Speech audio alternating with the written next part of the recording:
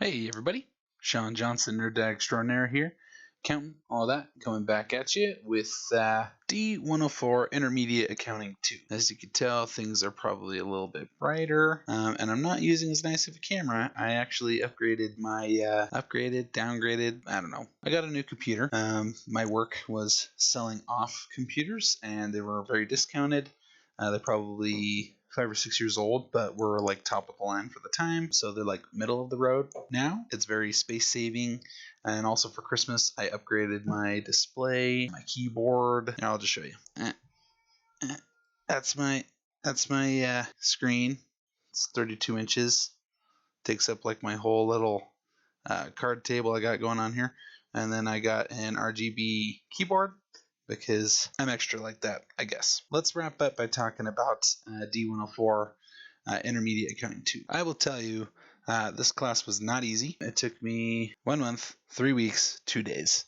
So almost 2 months to get through this class. What was interesting about how I attempted the class was that I actually took a week off from work, because I was thinking, oh man, if I take a week off from work, I could just bust as many classes as I can, hopefully get done.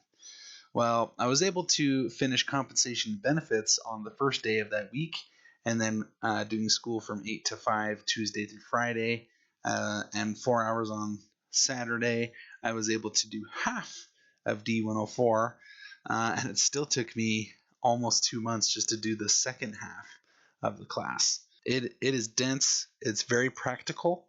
It's very hands-on accounting principles. But there is a lot to it. Honestly, the way that I came about this class was that I walked through the material. I started from the top, read, watched all the videos, took all the quizzes, and then when I got, at least that's how I did the first half, and it turned out fine. I took the PA, scored really well. Took the first OA, scored really well on that. And then the second half of the class, I did the same thing, except it seemed a lot more dense with a lot more principles that kind of like called back to previous principles, such as time value of money stuff for long-term debt. There was a lot of different principles in like the quote-unquote owner's equity, but it's more like stocks and bonds. Yeah, and then I just, there's a study guide for the second half that has over 300 questions.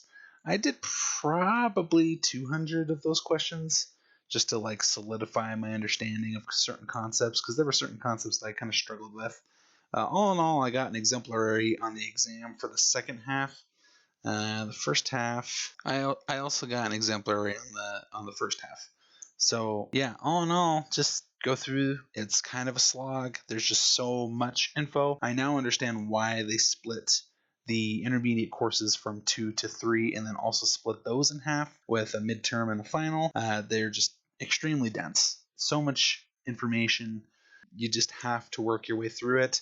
I recommend that when you take notes on concepts, not based on the chapter and the unit. That way, when you go back to read through your notes, you have some information about what you're looking for. And that way, when you go through the practice problems, you can go concept by concept instead of unit and chapter. You may even want to do the core competencies as your study metric, but even then there are sub-categories within those that you have to know. During this class, I joined a motivation and acceleration group on Facebook for the accounting program. I'm not going to lie, I'm getting kind of burnt out on school. I'm only 3 classes away now: Accounting Information Systems, Intermediate Accounting 3, and Auditing. And then I'm done. And I'm just having a very hard time getting into the rhythm of studying again.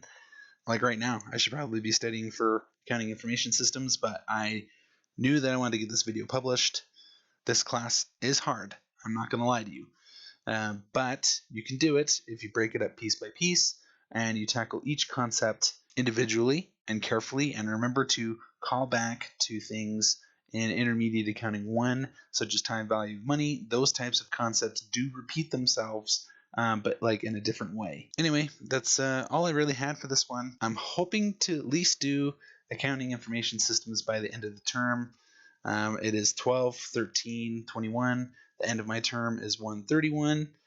of 2022, and I hope I do it. My program mentor she was very confident in my ability to do all 21 credits this term.